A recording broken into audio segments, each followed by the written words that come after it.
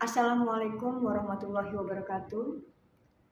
Perkenalkan, nama saya Intan Prasetyowati.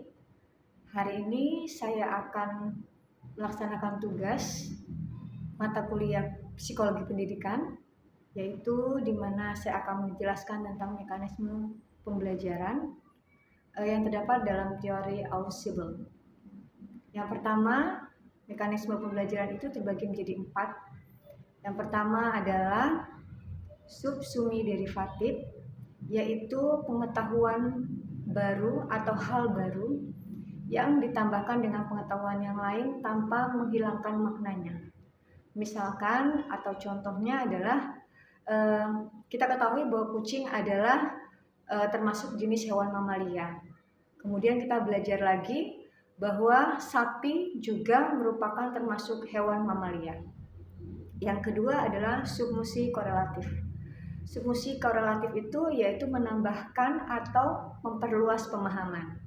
Contohnya adalah misalnya kita mengetahui bahwa tumbuhan itu memerlukan air untuk berkembang biak. Kemudian dalam pembelajaran selanjutnya kita juga mengetahui ternyata bukan hanya air, tetapi juga cahaya matahari serta angin akan membantu pertumbuhan dalam perkembangan tumbuhan itu sendiri. Yang ketiga adalah superordinat. Superordinat itu yaitu membuat konsep yang sudah ada menjadi lebih umum dibandingkan yang sudah ada. Contohnya misalkan ada anggur,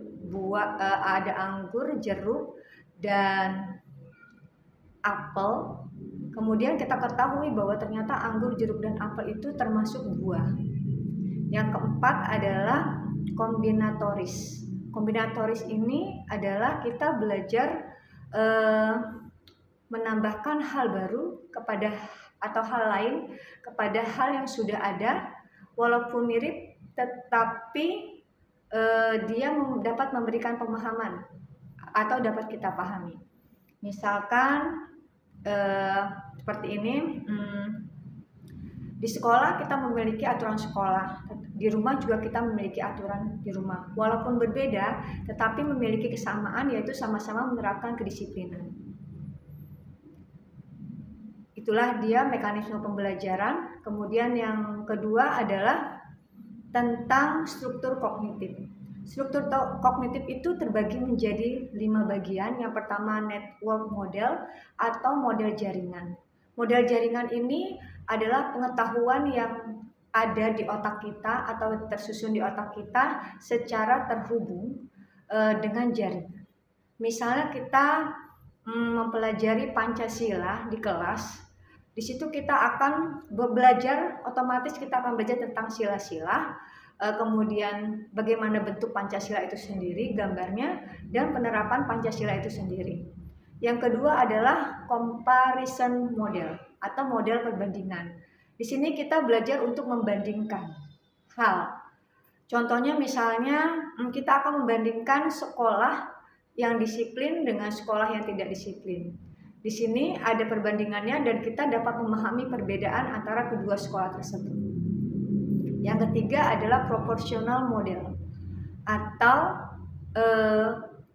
model perbandingan jumlah. Di sini artinya bahwa kita belajar bahwa jika kita semakin mengerjakan sesuatu, maka kita akan mendapatkan hasil yang semakin lebih baik. Contohnya misalnya ketika kita giat belajar atau semakin banyak belajar, maka kita akan semakin berpeluang untuk mendapatkan nilai yang baik. Yang keempat adalah parallel distribute processing, yaitu di mana kita otak kita itu bekerja lebih banyak dalam waktu yang sekaligus.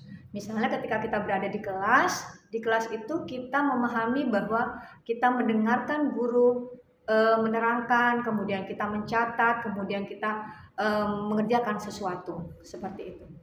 Dan yang terakhir adalah dual code model atau model 2 kode. Ini adalah bahwa kita belajar untuk lebih mudah belajar tentang menggunakan kata dan gambar secara bersamaan. sehingga ini memudahkan kita untuk belajar. Misalnya kita belajar Pancasila baik dengan penjelasannya maupun dengan gambar-gambar Pancasila itu sendiri. Yang ketiga adalah tentang implementasi pembelajaran di kelas. Jadi untuk implementasi pembelajarannya bahwa guru itu harus memiliki materi yang baru yang dihubungkan dengan materi yang sudah ada atau sudah lewat sehingga akan mudah dipahami oleh siswa. Yang kedua, guru itu harus memiliki contoh nyata. Yang ketiga, guru itu harus menggunakan media. Media di sini bisa seperti diskusi, gambar ataupun melalui video cerita.